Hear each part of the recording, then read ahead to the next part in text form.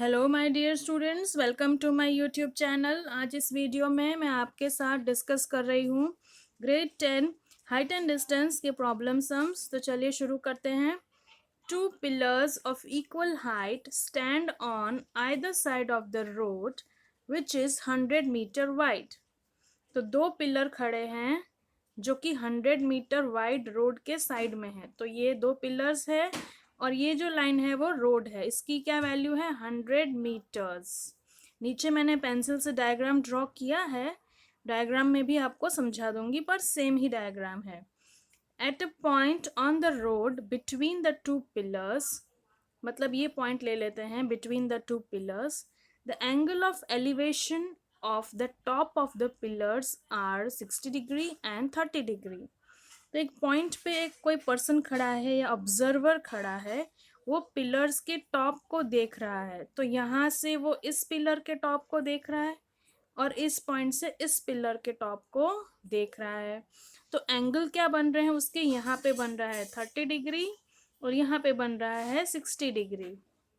ये दो एंगल्स बन रहे हैं। Find the height of each pillar.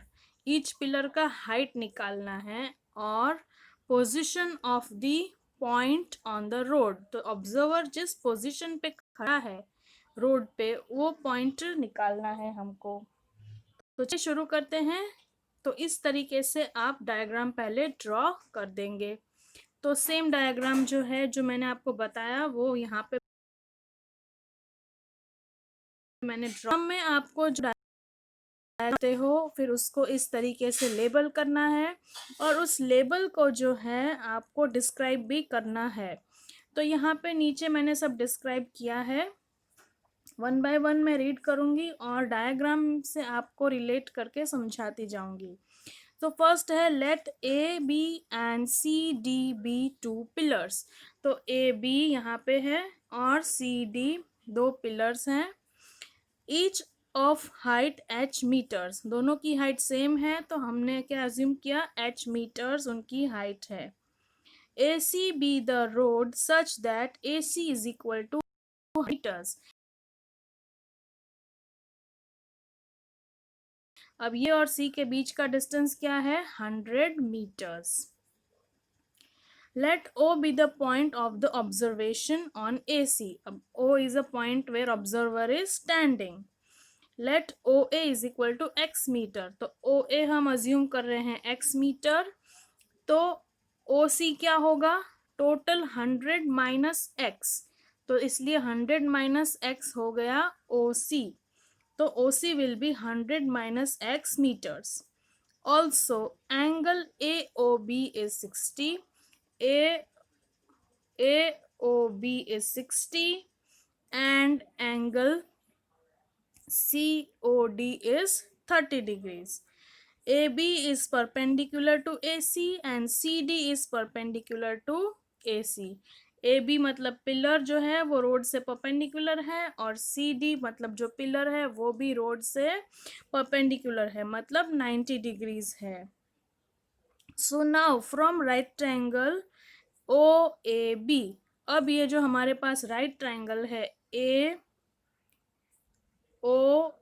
ये जो राइट ट्रायंगल है उसमें से हम वैल्यू डिराइव करेंगे। तो क्या निकालेंगे, कैसे निकालेंगे? AB upon OB। हमारे पास जो वैल्यूज होती है हमें पता होता है, वो रेशियो हमें सिलेक्ट करना होता है। तो हमारे पास AB है और OA की वैल्यू है, तो AB अपॉन OA। अब AB अपॉन OA क्या हुआ? हाइट अपॉन बेस क्या हुआ? tan theta. यहाँ पे एंगल क्या है? 60, तो क्या हो जाएगा? tan 60। तो बस वही मैंने लिया है यहाँ पर। A B upon O A is equal to tan 60। A B हो गया h, ओ ए हो गया x जो हमने अज्यूम किया है, और tan 60 की वैल्यू है √3, जो हमें टी रेशियोज टेबल लर्न करना है और उसमें से याद करके लिखना है। तो h क्या हो जाएगा यहाँ पर? h क्या हो जाएगा? x जो है वो न्यूमरेटर में चला जाएगा जब वो राइट हैंड साइड जाएगा, तो h हमारा हो जाएगा √3x। इस इक्वेशन को हम दे देंगे इक्वेशन नंबर 1। अब चलिए देखते हैं नेक्स्ट स्टेप क्या है इस from right triangle O C D. तो ओ सी डी कौन सा है एंड राइट ट्राइंगल? ये सी, ये डी और ये ओ और ये है 30 डिग्रीज, जो हमारा दूसरा ऑब्जर्वेशन, दूसरा पोल जब ऑब्जर्व कर रहे हैं तो 30 डिग्रीज एंगल बन रही है।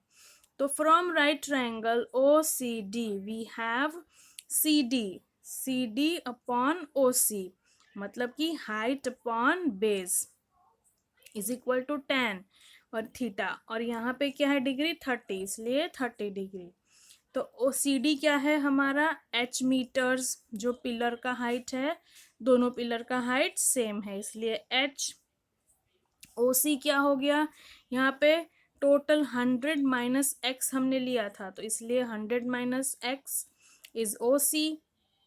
1030 की वैल्यू है 1/√3।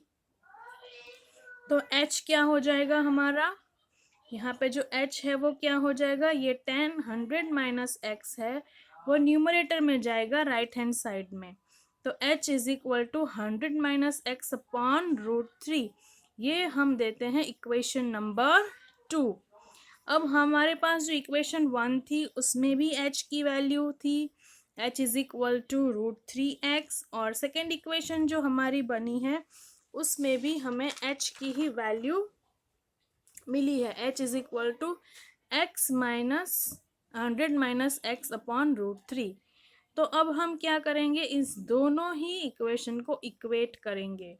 तो equating value of h from equation 1 and 2 we get √3x equal to 100 minus x upon √3।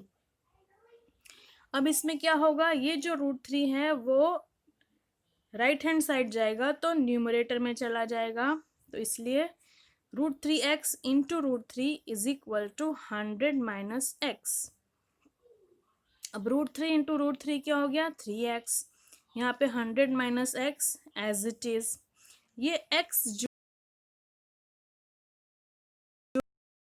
जो है ले रहे हैं तो क्या हो जाएगा? Plus x। तो 3x plus x equal to 100।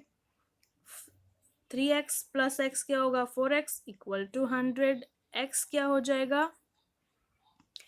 ये 4 जो है वो डिनोमिनेटर में जाएगा जब राइट हैंड साइड जाएगा, तो हो जाएगा 100/4। तो क्या हो जाएगा हमारा x का value? 25। Putting value of x in 1 we get, x की वैल्यू क्या मिली हमें? 25। उसको हम फर्स्ट हमारी जो इक्वेशन थी h is equal to √3x, उसमें डालेंगे x की वैल्यू। तो h क्या हो जाएगा? √3 इंटू 25। √3 का वैल्यू क्वेश्चन में ही दिया था नीचे, वही वैल्यू हमें लेना है, 1.732 इंटू 25। तो क्या मिला? h is equal to 43.3। तो हाइट ऑफ द पिलर क्या होगा?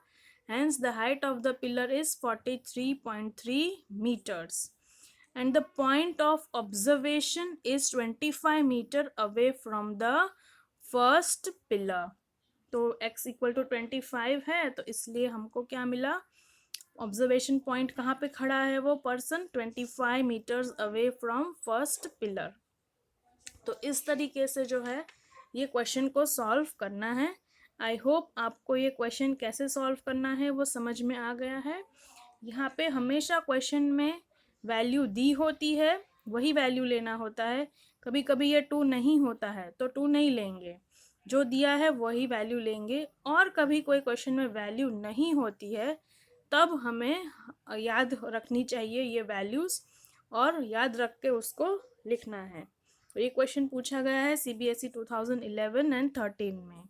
तो आई होप आपको मेरा वीडियो जो है यूज़फुल लगा होगा। यूज़फुल लगा है, समझ में आया है तो लाइक करिए, शेयर करिए, सब्सक्राइब करिए। Thank you and thanks for watching.